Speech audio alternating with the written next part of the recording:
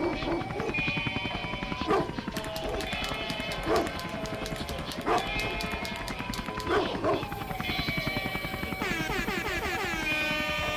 the legends of the Stoop. We're here to advocate, Stoop. educate, and inspire society. Stoop. Coming at you live from the South Side.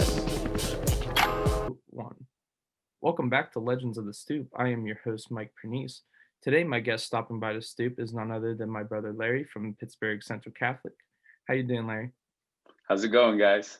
My name is Larry Cersosimo. I did attend Central Catholic with Mike, and now I am on to college at John Carroll University studying finance and international business. Thanks for having me today. Yeah, Larry, thank you for stopping by the Stoop again. I'm very interested in to see what you have going on here with Futbol for Hope, and then also what you've been doing with your quarantine time. Hope you had a great holiday, and let's get this kick started. Awesome, man. Yeah, so quarantine.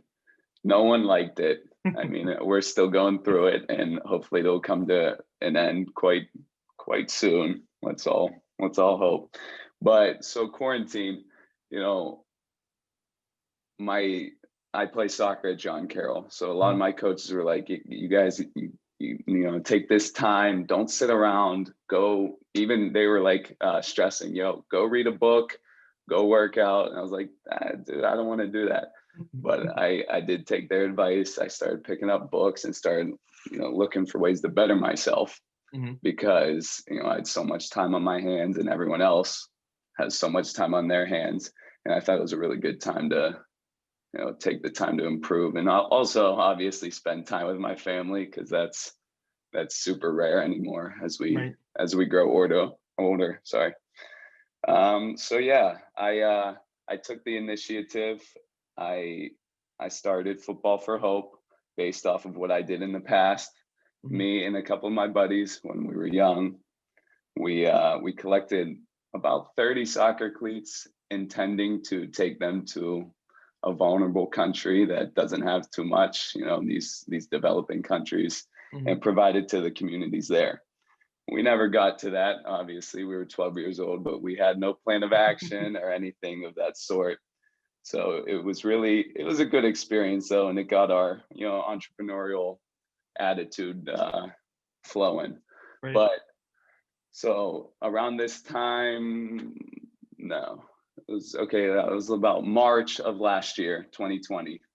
And I decided that I was going to learn how to make money. I was on that mode that so many of us are when we're super young, like 20s. And I really wanted to make, passive income and just become financially literate. And so I started reading, and I got the Entrepreneurship magazine.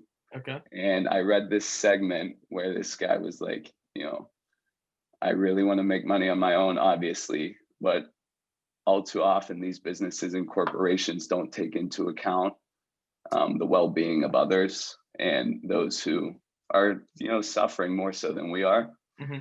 So I really wanted to allocate my time to create something that, help those who are impoverished. And through that, I came up with the idea of obviously donating soccer cleats and soccer balls to these countries where these children in these communities do not have much. Yeah. So. No, for sure. There's definitely, I'm a big sports guy myself. I played football down Central and then a little bit in college. And, there's something about sports that really just unites people and really brings them together. And, the experience that I had at Central, and I'm sure you can even speak upon this yourself with playing soccer, is, Central is really it's like that melting pot idea of like America. It's like Central is that too, like it's a very diverse high school in my opinion. You have kids coming from the inner city low income areas versus we have kids that are coming in from like Sewickley who are student that are sons of like very prominent people within like Pittsburgh sports or entrepreneurship or anything like that. And there was just like something about the sports that just like I feel like brought that camaraderie, that brotherhood that's always talked about, that really just like brought it to fruition and was just like a great example. So it's like I see what you're doing with sports is this it's not only just a way to get people up and active, right? But it's also a way to bring them together and almost like bring this the world even closer together because it's like sports is like kind of like that unilateral like language. Definitely. And you can see it like, there's big clubs and big teams. I'll stick with soccer as an example. And I actually went to Spain and went to a game in Barcelona. And Oh, because yeah, I wore that jersey, I mean, they took me in like I was one of their own, like I was a homegrown Spaniard. So yeah, it is really cool to see what a sport can do for a community and an individual. yeah. So And then with soccer too, I mean, it's definitely a lot easier, I guess, to mobilize a sport like that versus like something like football where there's like so much more equipment that needs, brought in, from like helmets, pads, cleats and everything. But with soccer, it's like if you got a ball and a net, it's pretty much all you really that's all you need to get need. started. That's all you need. Yeah, the joy of that a soccer ball can bring is truly incredible from what I've seen from other organizations that have done something similar as us. Mhm. So Now, have you done like any mission trips or anything yet, or is that like um something that's like further down the line once you guys complete that process? Like you were saying, you were filing for the 501c. Is that like something that's later on down the line? yeah, so we have been in talks because we need to partner with other organizations so they can really show us the communities that they work with because Mhm. they're on the ground, working with these kids in these communities day in and day out. So they really wanted to take our what we have to offer and we can apply it to those communities. So right now we are partnered with they're called Friends of Puerto Rico. Okay. And so this will be our first trip and it's planned for May of 2021. Okay. Nice. And so yeah, they are located in Aguadilla, Puerto Rico. And I reached out to them. I shot probably 30 emails around the world to different organizations looking to see if they'd be interested in what I was telling them, even though I had nothing. I didn't really have a plan at the time, Right. but it was my first step of action. And they responded and they were elated at the idea. They see these kids, these children are working in the streets with their parents. They don't have much of a childhood because they're in absolute poverty. Not all of them, but most of them. Right. They lack proper shelter, food and water, access to proper education, and it's really tough. Yeah. So we want to just bring our bring ourselves more so than the the cleats and the balls, and we want to be able to provide them with life-changing information, hopefully. Yeah. And I'm sure like too, it's even more devastated in Puerto Rico ever since that hurricane happened. So like what you're doing is definitely admirable, especially during this time. And hopefully by May we'll be able to travel and you'll be able to, successfully go on this mission trip and invoke the change that you wish.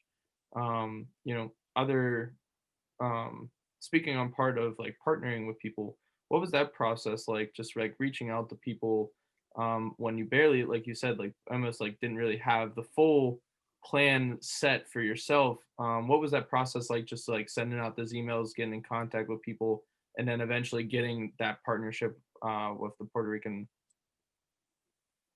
I I definitely just wanted to get on the phone with them. Mhm. So I reached out to them and I got 3 responses out of probably 30 people that I reached out to. And this really nice lady, her name's Olga. We're still in contact with her every week or so. She contacted me and I gave my quote unquote pitch, Mhm. and she really liked it. She thinks it could be really effective in the community that she works with.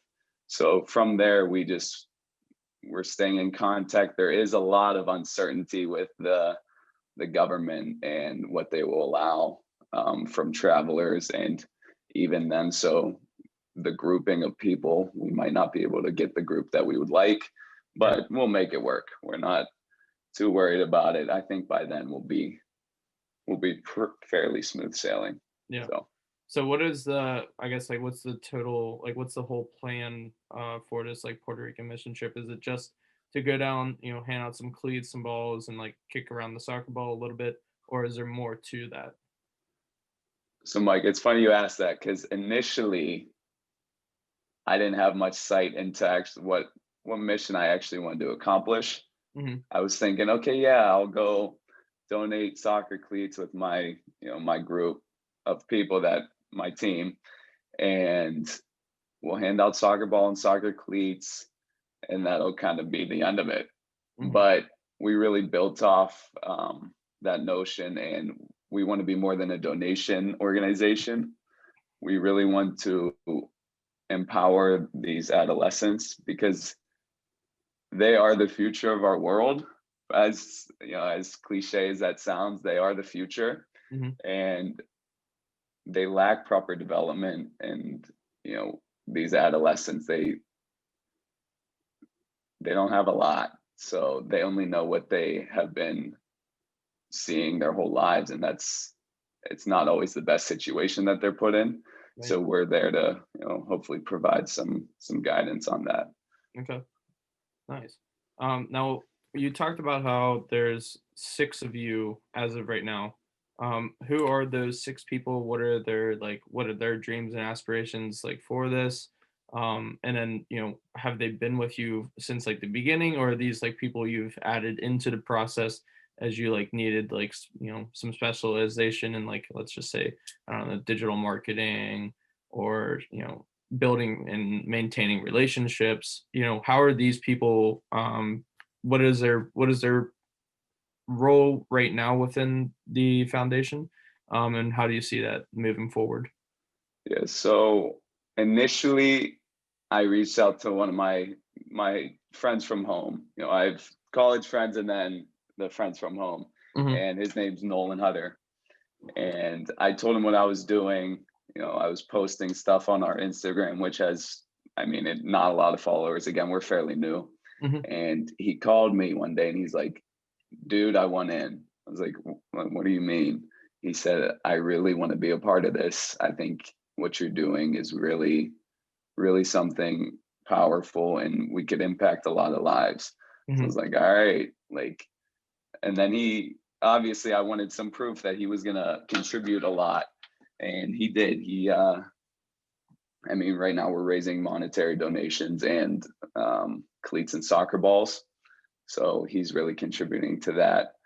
And he's the secondhand guy in this process, which Okay. he's really passionate about soccer. We're all soccer players. Okay. So he's really passionate, and it was nice to have someone I could go to and talk to, because I was kind of going in it blind, but it's nice to have someone to go through it with. And then, so my girlfriend, her name's Kennedy. She's also a soccer player, as you could imagine. And so she really wanted to be a part of it too. We really want to, help impact the world. And this was just another way we could do that. Right. And so she brought on 2 of her friends from school here. And so again, we don't really have any set roles per se, Mhm. but we're just trying to get everything situated as of now due to the uncertainty. Right. And then the final person on our team, his name is Connor, and he's on my team up here at school. And he has mission trip experience involved with doing something similar to what we're doing. So he was a really good addition to our team as well. Awesome. So they're all like relatively our age then. So this is just Yeah. like it's a group of people within like 20 to like 22. It sounds like Yeah, that are, all 20 and 21-year-olds. yeah. Oh, that's great. What have you seen, I guess, then, since like you are like leading people, your age, what have you noticed, I guess, within yourself that you've had to either polish up on, improve on, or just like even learn, I guess, to one, not only just, be a better version of yourself and to move this foundation into where you want it to be, but then to also motivate the people around you and make sure that they're doing the things that they need to do, not only to benefit themselves, but then to benefit the foundations too. Not only in life and in business, but I found that communication is essential. Hmm. It's being responsive, whether that's to people donating or just trying to get the team together to have a meeting. It's just being on time, being respectful to their time. And it is tough trying to motivate five others, but they're mature enough where they found it in themselves to be able to understand the mission, and they're all driven as well. So it's really fun to see what our team can do in the near future. Yeah.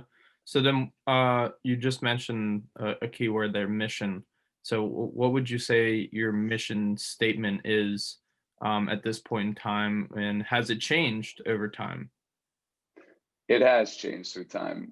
Like I said before, we really just wanted to, go down there with soccer ball and soccer cleats and give them to the children so they could have a sense of ownership and pride, Hmm. hopefully put a smile on their face um, in their times of darkness. And we still plan to do that, but our mission it's tailored a bit different now. We really want to enable adolescents to overcome poverty, illiteracy, and whatever else they're undergoing Hmm. in their lives. So through different activities and through the commonality of soccer, we're hopefully able to enable them to overcome some of these things that they find in their lives. Yeah, for sure. Now, how often, so you said your first mission trip is going to be this upcoming May. How important are mission trips to what you're doing? Are they pretty much going to be like the focus of the operation? Or is there another component that you're working to establish that is pretty much going to be, I'm just like trying to figure out what's the focal operation point for your foundation.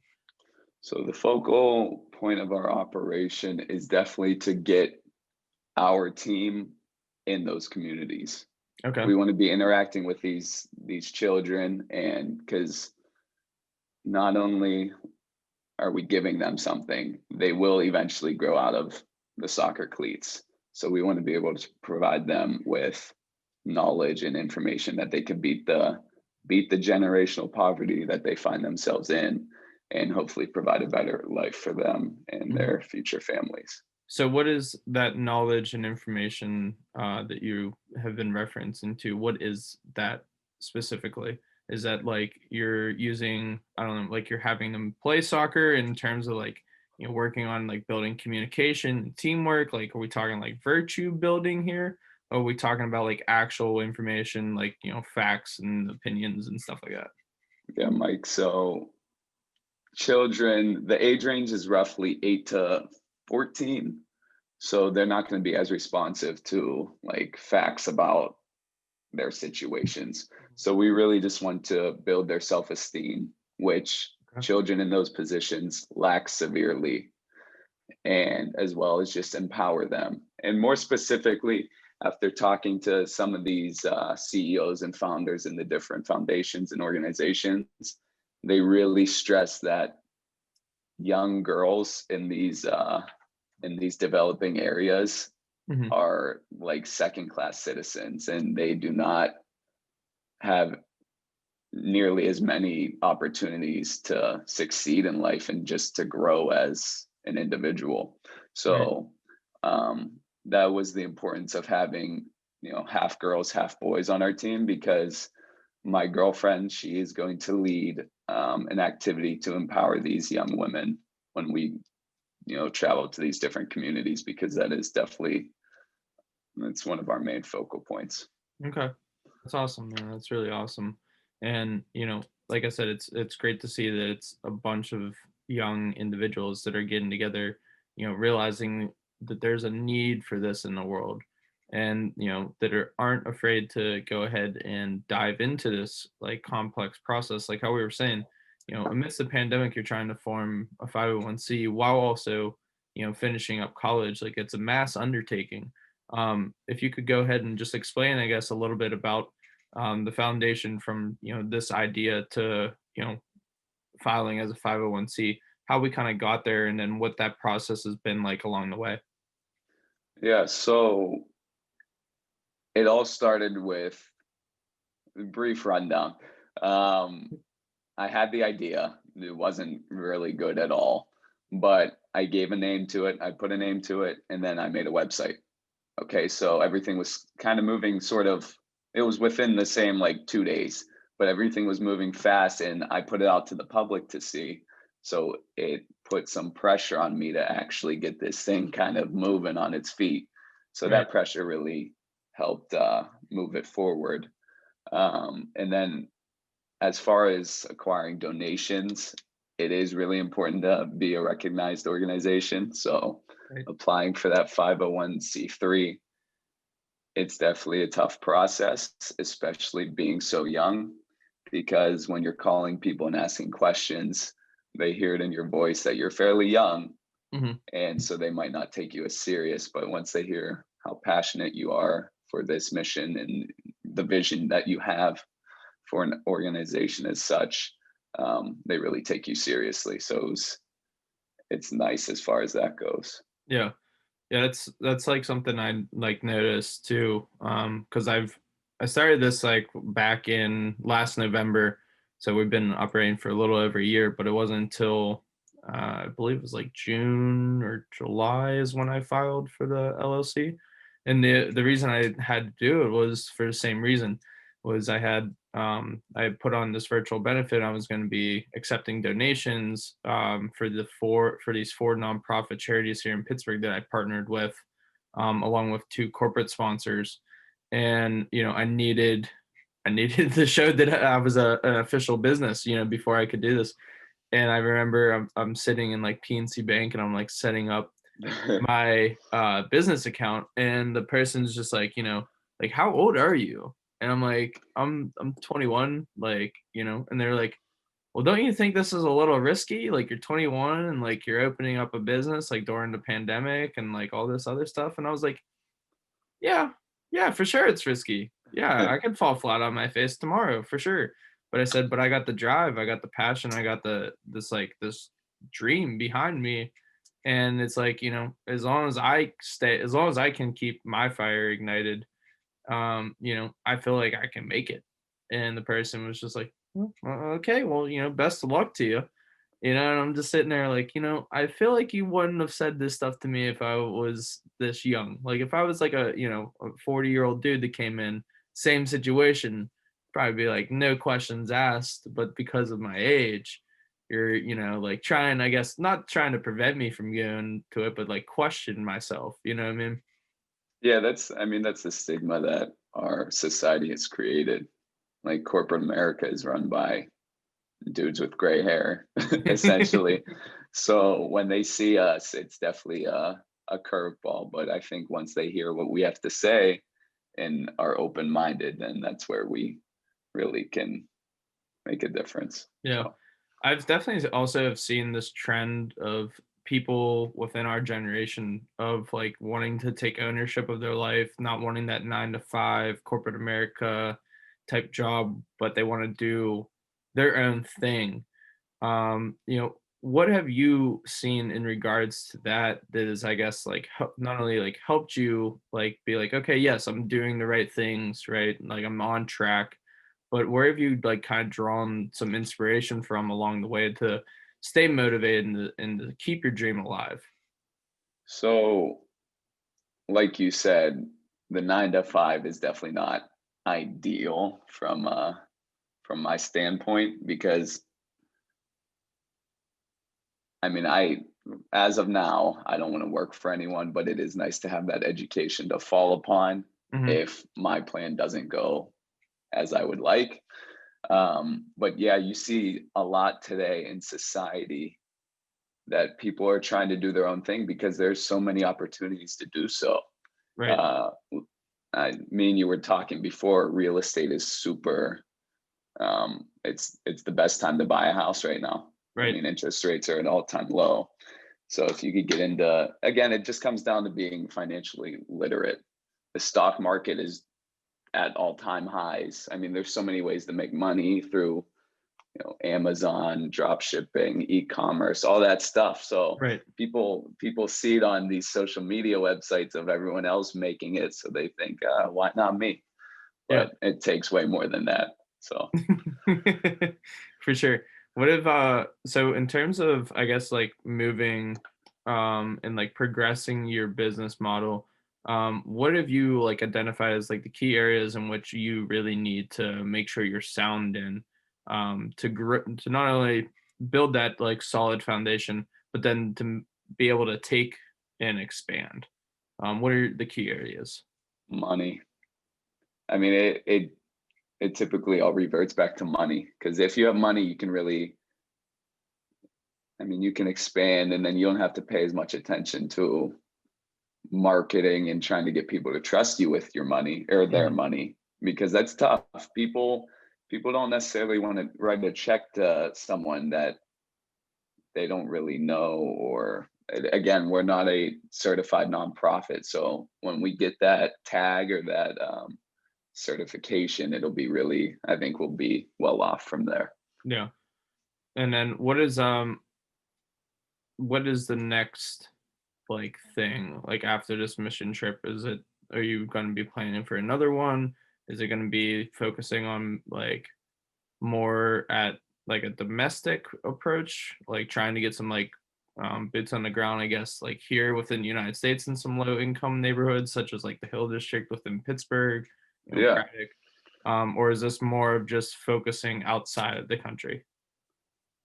I've always had an interest in, travel and international and different cultures. Hmm. So I really have come to find through like reading and talking to people again, um, that poverty in these other countries, I hate to even word it like this, but it's tougher. I mean, they don't have the healthcare systems or the capital flow that America has. So I think it's really comes down to relative poverty. Hmm. Um, so I really like working with different cultures and different people in different communities. So I think we'll stay international pending the amount of money we can fund, because it is not cheap by Right. any means to move equipment and even to fly some of these places. But I mean, we'll figure it out. I think getting this mission trip under our belt will be extremely important to really see what we're working with, because again, we're sort of going in blind. I Hmm. hate to say that, people listening, I'm sorry, but we are going in blind. We will figure it out. So yeah, man, we're just gonna see what we can do. Yeah. I mean, well, like you said earlier, it's all about adaptability. Mhm. If you're able to adapt, you're able to stay alive and you're able to keep providing. And like I said, that's like kind of been where COVID has taken me too, is I had before the virtual benefit, it was actually supposed to be a block party down in Southside on South 16th Street, where the Stoop was originally founded. We were supposed to block off the street. I had a temporary stage being built. I had musical lineups. I had some pop-up shops that were going to reserve spaces. It was going to be a whole shebang. But then unfortunately, with COVID, none of this can happen. And then within 3 weeks, I had to figure out a way to pivot. And I put on a virtual production that I had no idea how to do whatsoever. The week leading up to it, I was at my videographer's house. Probably we were with each other probably 14, 16 hours a day, just like trying to take all these sets that were supposed to be in person that we then had them record, and we're trying to clip everything together, put transitions in and all this like mass chaos. And then the day we go to shoot, it wouldn't appear on our live stream with YouTube. Oh wow. There was some like tech things going on, and I had like 3 different cameras set up at throughout different locations, at the Stoop because I had two of my good friends, Ooh Baby, who's a fashion designer here in Pittsburgh, and then my landlord Jeff, who's also a street painter. They were in my living room, like they had like they brought like canvases and stuff, and they were supposed to do a live like painting throughout the whole course of the show. So I had like a camera set up on them. I had a camera set up in like my bedroom, like where I was gonna be like hosting the show from. And then everything crashed. I had to have my videographer go home, like to his place, broadcast the whole like virtual part from the show, like at his house while I'm like, and then like pause it when I'm going to like put on like the painter. It was just a mess. Like Wow. I felt like I was like, like CBS or NBC, like trying to cover a Super Bowl, like for the first time, and like just don't have any of the equipment, no Yeah. guys that know how to do it. Yeah, it was a fiasco, but at the end of the day, we ended up putting something on. We ended up putting the whole show on, and we raised over $500 for the first benefit, which was like succeeded my expectations. I was like just like hoping to get one donation of like Yeah. $1 to make sure that was like liable to do. But it's definitely, like you said, just adaptability, being able to pivot, being able to also just still follow through with your commitments. I think that's the biggest thing that I've like learned along the way. Absolutely. And I think I mean, what has worked for me is not gloating by any means, but telling Hmm. people your goals, and then whether they say, "Hey, you're not working on it. What are you doing?" It keeps you accountable because Right, you don't want to fail now because it will reflect on you. right. But I mean, yeah, man, just find a way. That's every entrepreneur idea is just make it happen. Find a way. That's the name of the game. Yeah.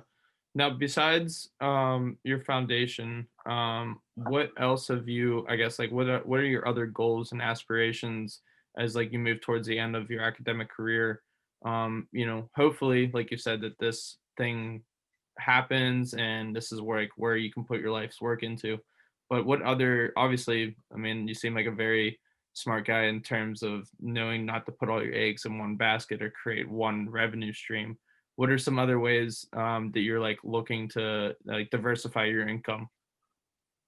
My buddy just called me yesterday, really excited. And I've looked into it in the past or over this summer, but I think I'm really going to try to get into real estate, Okay.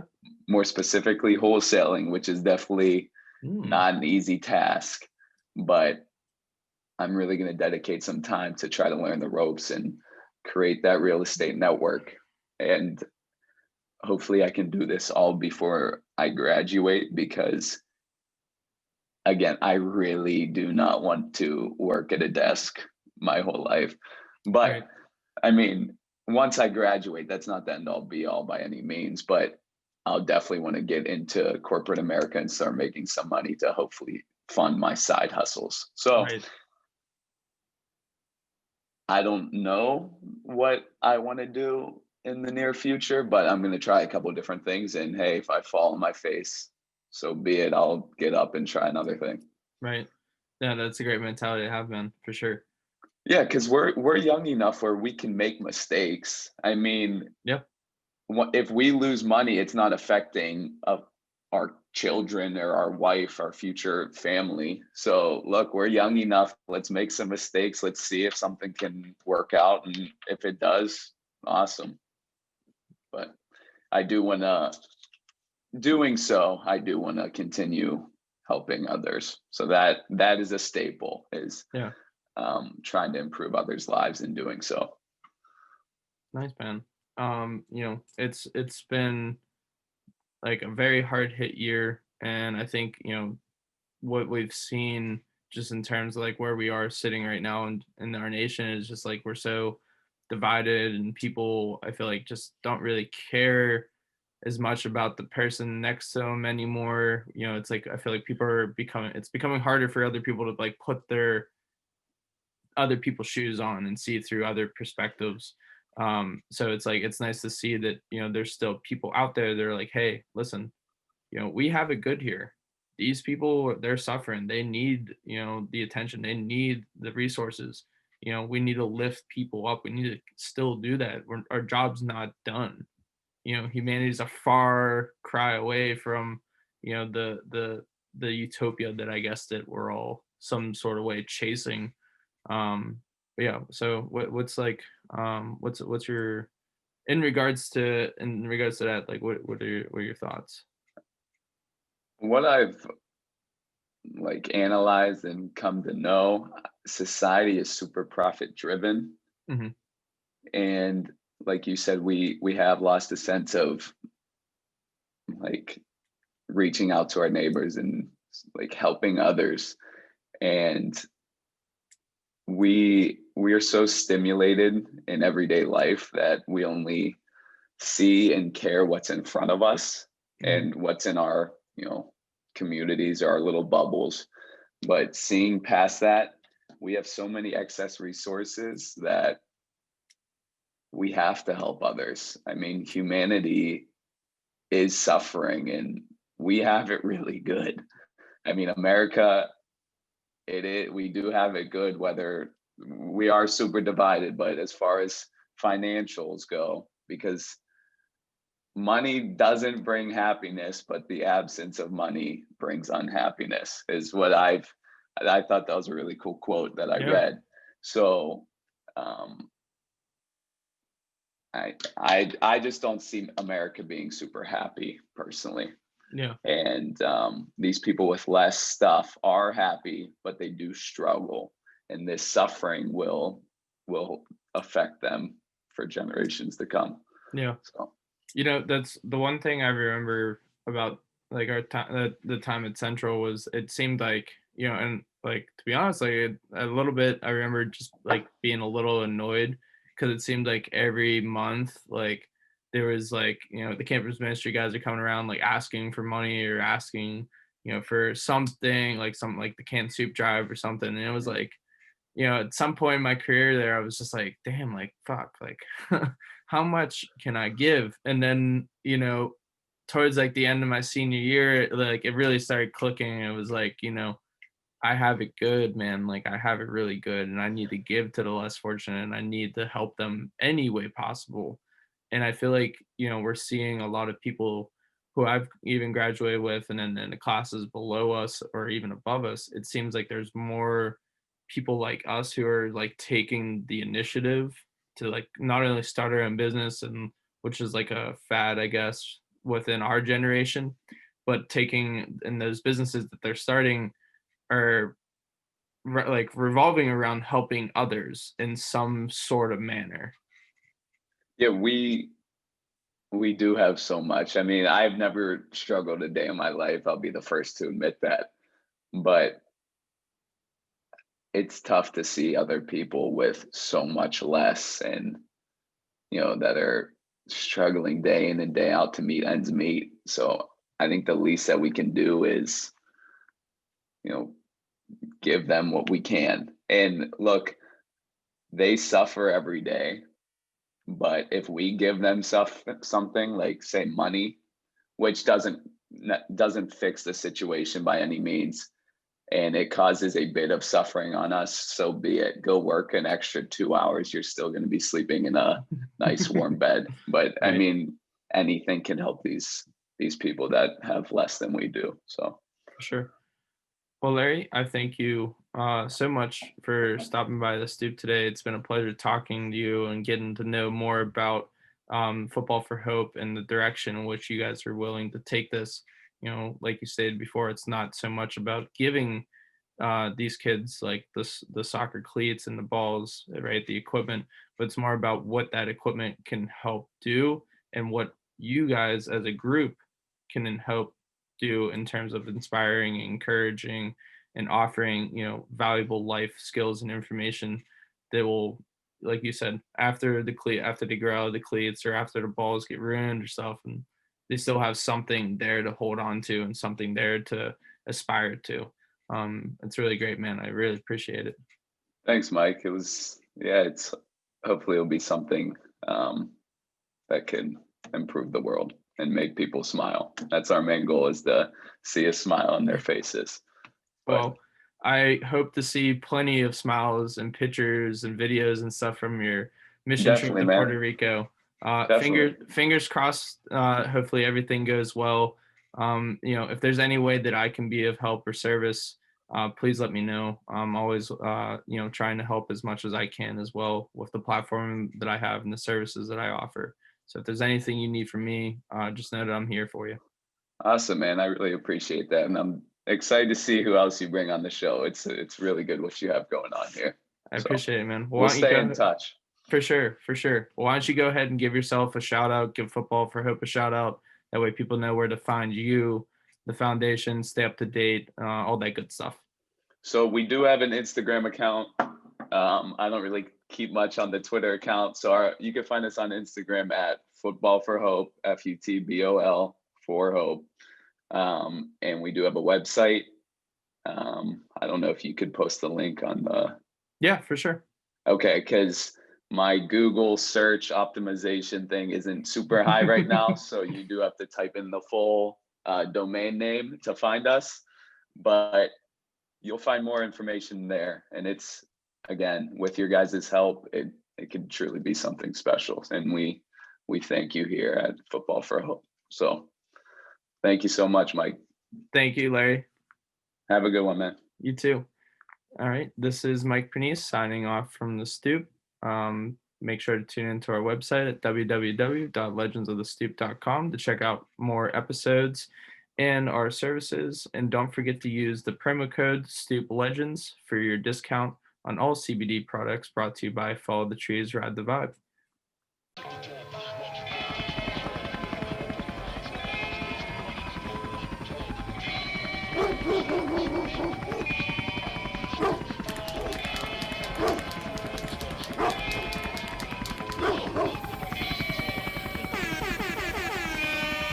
We're the Legends of the Stoop. We're here to advocate, educate, and inspire society. Coming at you live from the South Side. Make sure to tune into our website at www.legendsofthestoop.com. Use the hashtag on all social platforms. Hashtag Stoop Legends. We the Legends of the Stoop. Coming at you live. Right here in Southside. www.legendsofthestoop.com.